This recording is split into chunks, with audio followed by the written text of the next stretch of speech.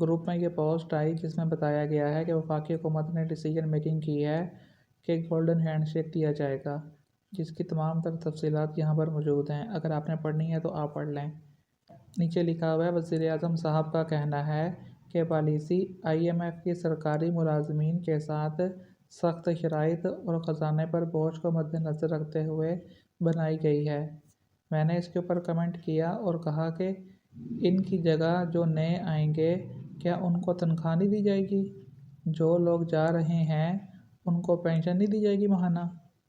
میں نے لکھا کہ میرا تبصرہ یہ ہے، IMF بہانہ ہے، نئے پٹواری اور جیالے وفاقی حکومت میں بھرنے کا منصوبہ ہے۔ یہ بالکل اسی طرح جیسے اسلام آباد ہائی کورٹ میں پٹواری بھرتی کیا گیا ہے۔ چھوٹے پٹواری اور جیالے جاسوسی میں کام آتے ہیں، کیونکہ جب PTI حکام اور اسٹیبلشمنٹ ملاقات کا ہلکا سا بھی علم ہوتا ہے، یہ مخالف بیانیہ بناتے ہیں کہ NRO لینا چاہتے ہیں وغیرہ وغیرہ۔ جاسوسی سب گریڈ کے پٹواری اور جیالے کرتے ہیں۔